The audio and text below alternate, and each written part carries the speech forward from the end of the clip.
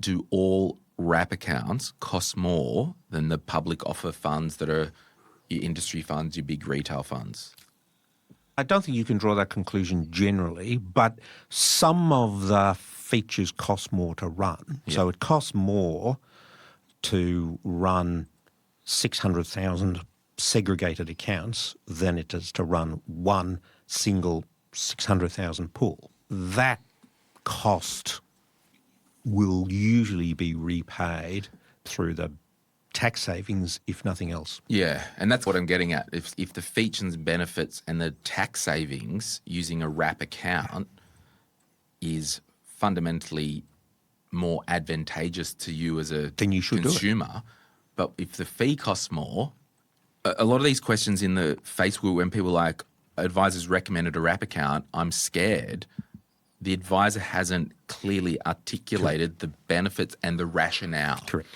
And then my final point, and I'll throw back to you, this money thing, it's a psychological game. Yes. Because it's the only thing that when you last bought your car and you buy one car every 28 years or whatever, you don't go to the car dealership and say, what's the cheapest car?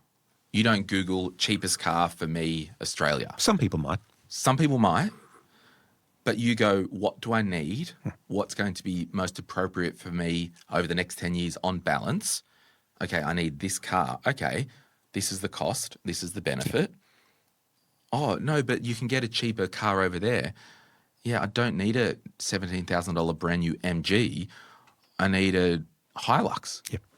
And that's the psychology, isn't it? It is. And fees matter, don't get me wrong. They are after asset allocation and tax, probably number 3 on that list. But they only matter when you're getting what you need.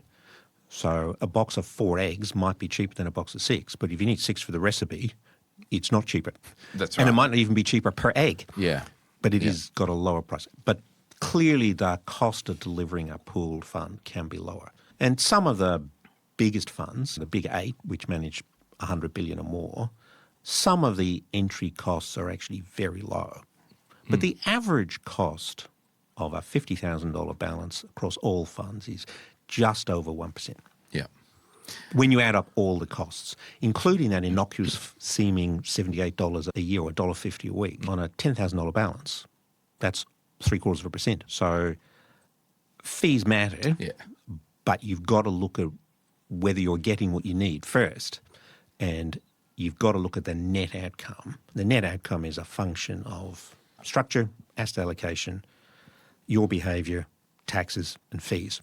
Yep. So when you move to an IDPS, what you're doing is unbundling those 3 services. So you're going to buy the outside piece, the structure, the compliance, the custody from the wrap provider. And they're all RSEs as well. Some of them are bigger and older than many of the big names you will be familiar with. They don't all have big consumer advertising budgets, so some of these brands may be more or less familiar.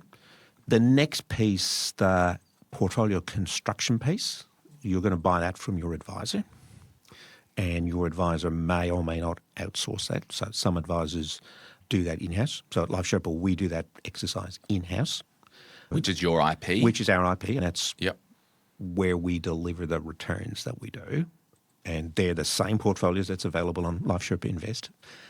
And some advisors will buy models from Lonsec research or houses, Morningstar. or they might buy what's called a separately managed account, or Like a portfolio in a box. which type a portfolio thing. in a box. Yep. So Beta Shares or Russell all sell those sort of things.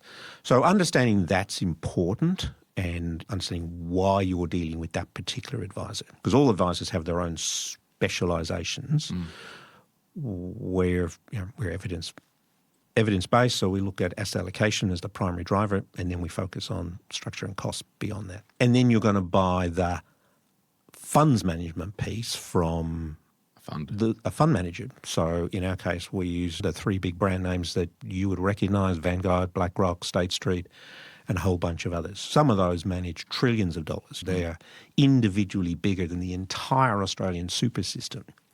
And by combining those 3 building blocks into a tailored solution for your needs, you're going to get greater control, you're going to get better tax outcome, and by having your underlying funds bought from best of breed, Vanguard's Australian Share Fund, you probably hold some in your personal name, your VAS or your IRZ from BlackRock. Which is effectively just the index anyway. Yeah. So that's the cheapest way you can get access to an Australian share fund. And so ASX 300 fund bought from Vanguard is probably not materially different to the Host Plus Australian Index Fund. Yeah. And they're similarly priced at that single-digit basis point price.